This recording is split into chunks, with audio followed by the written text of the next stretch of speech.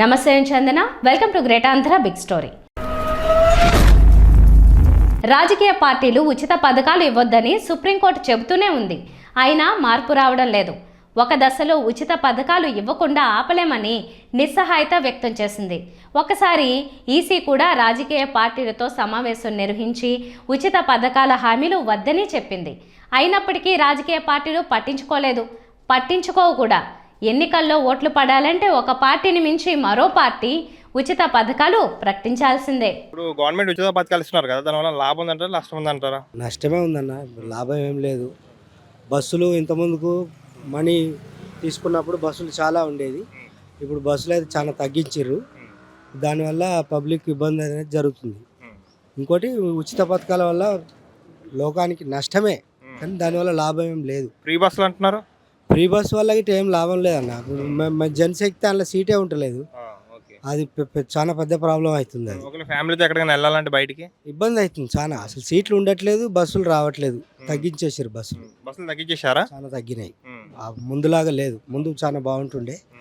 Free అనేది మాత్రం మాకైతే ఇష్టం లేదు. తెలంగాణలో అధికారంలోకి రావడం కోసం కాంగ్రెస్ పార్టీ, ఆంధ్రాలో అధికారంలోకి రావడం కోసం చంద్రబాబు నాయుడు ఇబ్బడి ముబ్బడిగా ఉచిత పథకాలను ప్రకటించారు. కారణాలు ఏవైనా చివరకు అధికారంలోకి వచ్చారు. కానీ హామీ ఇచ్చిన ఉచిత పథకాలను అమలు చేయలేక రేవంత్ రెడ్డి, చంద్రబాబు నాయుడు తలలు పట్టుకుంటున్నారు. 2023 ఎన్నికల్లో కాంగ్రెస్ అధ్యక్షుడు రేవంత్ రెడ్డి అనేక హామీలిచ్చాడు. అందులో మహిళలకు కళ్యాణ లక్ష్మి చెక్కులతో పాటు తులం బంగారం ఇస్తానని చెప్పాడు.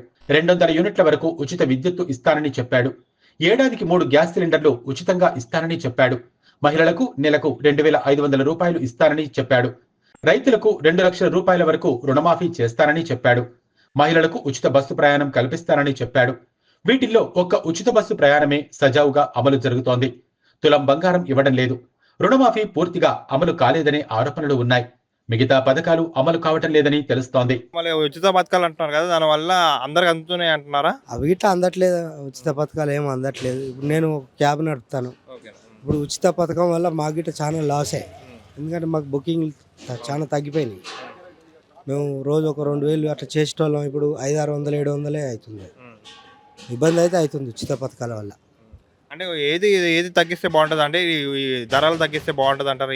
ఏమంటారు? ఉచితంగా ఇచ్చే బదులు టికెట్ రేటే కొంచెం తగ్గిస్తే బెస్ట్. అందరూ సంతోషంగా. నిత్య అవసరాలు తగ్గిస్తే బాగుంటుంది అంటారా? అవి కూడా నిత్యావసరాలు గిట్ట తగ్గించాలి.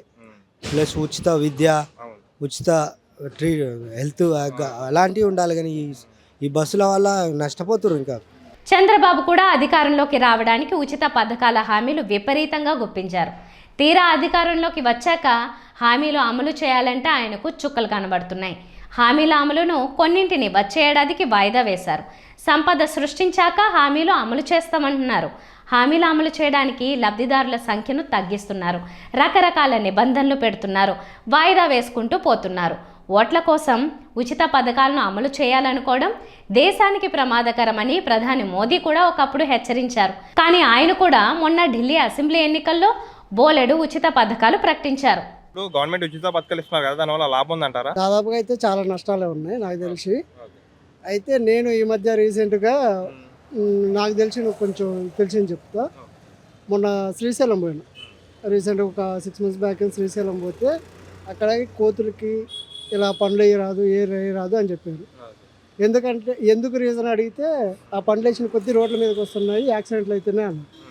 అలాంటి అయినప్పుడు ఇట్లా ఉచిత పథకాలు పెట్టినప్పుడు కూడా కోతుల్లాగే మామూలుగా అందరూ వచ్చేసి రోడ్ల మీద తిరుగుతూ ఉంటారు. ఉచిత పథకాల కోసమే అలాగే చేస్తూనే ఉంటారు. మరి ఉచితం అయిపోయిన తర్వాత ఆ ఉచిత పథకాలు తీసేసారు అనుకో, పని చేయరు. అట్లేదు ఉచితం ఎవరికైనా ఇస్తే ఎవరు పని చేయరు ఫస్ట్. అంటే ఈ ఉచిత ఎవరికి అవసరం అవుతుందో వాళ్ళని బట్టి వాళ్ళకి ఎంత కొంత చేస్తే బెస్ట్. అంటే సోమరిపోతులు చేస్తారు డైరెక్ట్గా చెప్పాలంటే. ఇప్పుడు రేవంత్ రెడ్డి తీసుకున్నా కానీ ఫ్రీ బస్ పెట్టారు. ఫస్ట్ లేడీస్ అనుకుంటున్నారు. లేడీస్ సీట్ల కోసం అనుకున్నారు. మీరు అంటే చీప్గా సీట్ల కోసం అనుకున్నారు. 10 రూపాయలు 20 రూపాయలు పెట్టి ఛార్జీ పెట్టి పోలేక ఒక 20 రూపాయలు 30 రూపాయలు వస్తుంది అనుకుంటుంది. ఇప్పుడు అదే ఆంధ్రాలో వచ్చింది అనుకో, ఈ ఉచిత పథకాలు ఏమైతే అంటే రేపు పోను అందరూ పనులు మానేయంగి ఇంకా వస్తున్నాయి కదా అనేసి నెలకొని ఉంటుంది. కాకపోతే దీనికి బదులు ఎంప్లాయ్మెంట్ క్రియేట్ చేయండి. ఎంప్లాయ్మెంట్ క్రియేట్ చేసి ఇప్పుడు చాలామంది చాలా రకాలుగా ఊళ్ళో ఖాళీగా ఉన్నారు. ఊళ్ళో రైతులకు కానీ వాళ్ళకి సపోర్ట్ చేయమని. అంటే ఎలక్ట్రానిక్ డివైస్ ఎక్కువ వచ్చిన కాయించి పనులు తగ్గిపోతుంది. అలా కాకుండా ఫస్ట్ పని క్రియేట్ చేయాలి. అలా క్రియేట్ చేసి అనుకో ఎంప్లాయ్మెంట్ కుదిరితే ఊళ్ళో కూర్చొని 30,000 వచ్చినా కానీ హ్యాపీగా ఉంటారు జనం. ఉచిత పథకాలకు ఖచ్చితమైన నిర్వచనం ఏమీ లేకపోవడంతో ఇది మంచిదా చెడ్డదా అనే విషయాన్ని చెప్పడం కష్టం. ప్రజల దగ్గర నుంచి ఒక్క రూపాయి కూడా తీసుకోకుండా సేవలను అందించడాన్ని ఉచిత పథకాలని చెప్పొచ్చు. దీనికొక ఖచ్చితమైన నిర్వచనం లేకపోవడంతో కొంతమంది ఈ పథకాలు మంచివని అంటుంటే, కొంతమంది ఇవి మంచివి కావని అంటూ తమ వాదనలు వినిపిస్తున్నారు. ఉచిత పథకాలు ఓటర్లను ఆలోచించి నిర్ణయం తీసుకునేందుకు అవరోధంగా పనిచేస్తాయని అంటారు. కొంతమంది ఓటర్లు తామెవరిని ఎన్నుకోవాలనే నిర్ణయం నుంచి పూర్తిగా పక్కకు తప్పుకునేట్లు చేస్తాయని విమర్శిస్తారు. ఎవరు ఎటువంటి వాదన చేసినప్పటికీ ఉచిత పథకాలు భారతదేశానికి స్వతంత్రం వచ్చినప్పటి నుంచి ఎన్నికల రాజకీయాల్లో అంతర్భాగంగా ఉన్నాయి. నగదు బదిలీలు, ఆరోగ్య బీమా, ఆహార ఉత్పత్తుల నుంచి కలర్ టీవీలు, ల్యాప్టాప్లు, సైకిళ్ళు, బంగారం వరకు కూడా ఓటర్లకు ఇస్తామని చాలామంది రాజకీయ నాయకులు హామీలు చేస్తూ ఉంటారు. ఉచిత పథకాలు పెట్టిండ్రు, ఏం ఆటో డ్రైవర్లకు 12,000 సంవత్సరానికి ఇస్తున్నాడు, అది లేదు. ఉచిత బస్ అన్నారు, రోజుకి ఎంత ఖర్చు వస్తుందన్న గవర్నమెంట్ మీద. అదేదో ఉచిత బస్ అన్నది అదే విద్యార్థులకు లేకపోతే చిన్నపిల్లలకు, వాళ్ళు స్కూల్ నుంచి ఊర్లలో ఉంటారు కదా, ఒక 10 కిలోమీటర్ 12 కిలోమీటర్ వాళ్ళకి ఇస్తే బాగుండే. తల్లిదండ్రులకు ఇవ్వకుండా పిల్లలకు రేపు ఫ్యూచర్ ఉంటుంది, వాళ్ళకి ఇస్తే బాగుండే. కానీ ఉచిత పథకాలు ఇవ్వడం వల్ల గవర్నమెంట్ ఇటు లాస్, మాలాంటి వాళ్ళకి మీద బరువు, అంత మనకే భారం, మన స్టేట్కే భారం. ఆయన ఇప్పుడు ముఖ్యమంత్రి ఆయన అని కాదు, మనకే భారం అవుతుంది. ఆయన ఒక్కడేం కాదు, ఆయన ఉంటే ముఖ్యమంత్రి ఉండొచ్చు. సో కానీ ఒక బాధ్యతగా ఒక భారం మొత్తం మోసేవాళ్ళం మనం కాబట్టి ఉచిత పథకాలు ఇవ్వడం కరెక్టే. కానీ ఉచిత పథకాలు ఇవ్వడం వల్ల ఎవరికి కరెక్ట్ అవుతుందో దానికి చూసి గైడ్లైన్స్ చేసుకొని ఇవ్వాలి. అదే గిట్టంగా గవర్నమెంట్ స్కూల్ ఉందనుకోండి, గవర్నమెంట్ స్కూల్కి వెళ్ళే పిల్లలకు ఉచిత బస్ పెట్టండి. ప్రైవేట్ స్కూల్కి వెళ్ళకుండా గవర్నమెంట్ స్కూల్కి వెళ్ళే పిల్లలు పాపం వాళ్ళు ఊర్లో పుట్టి చూస్తే నడుచుకుంటూ పోతుంటారు. అలాంటి వాళ్ళకు ఉచిత పథకాలు పెట్టండి. అలాంటి వాళ్ళకి సైకిల్ పంపిణీ చేయండి. అలాంటి వాళ్ళు ఒక దగ్గర ఉన్న హాస్టల్స్ అవి ఇవి దగ్గర ఏదైనా కల్పించండి. కానీ మీరు ఉచిత బస్సులు పెట్టి ఏ పని లేకుండా ఆడోళ్ళను ఆ బస్సులు తిప్పడానికి ఇదైపోయింది. మీకు ఆ గన్మ్యాన్లు వాళ్ళు ఎస్గార్డ్లు ఏ విధంగా తిప్పుతున్నారో ఈ ఆర్టీసీ డ్రైవర్లు కూడా పాపం వాళ్ళకు డ్యూటీ అయిపోయింది. వాళ్ళు చేసేది ఏం లేదు, గవర్నమెంట్ చెప్పినట్టు వాళ్ళు వినాల్సిందే. సో వాళ్ళకు ఒక ఎస్గార్డ్ లాగా అయిపోయింది. వాళ్ళు తిప్పడం వల్ల వీళ్ళు జనాల గిటంగా ఒకటి అర్థమైపోయింది, ఇదేంద్ర బాబు అన్నట్లు. మనం గిటంగా ఏం చెప్పలేకపోతున్నాం ఇంట్లో కూడా ఆడవాళ్ళను. అలాంటి పరిస్థితి అయిపోయింది ఇప్పుడు మన కాంగ్రెస్ గవర్నమెంట్ వచ్చినప్పటి నుంచి. ఒక ఎన్నికల్లో తమిళనాడుకు చెందిన ఒక రాజకీయ నాయకుడు 100 రోజుల పాటు చంద్రమండలానికి అధిక ఉష్ణోగ్రతల నుంచి బయటపడేందుకు చల్లని దీవికి పర్యటనకు తీసుకుని వెళ్తానని హామీ ఇచ్చాడు. ఇలాంటి ప్రకటన చేయడం వెనక ఉన్న ఉద్దేశం గురించి చెబుతూ రాజకీయ నాయకులు చేసే భారీ హామీల గురించి ప్రజలకు అవగాహన కలిగించేందుకే ఇలాంటి ప్రకటన చేశానని ఆయన అన్నారు. అయితే ఆయన ఎన్నికల్లో ఓడిపోయారు. ఉచిత పథకాన్ని సంక్షేమ పథకం నుంచి వేరు చేసేందుకు ఖచ్చితమైన నియమాలేవీ లేవు.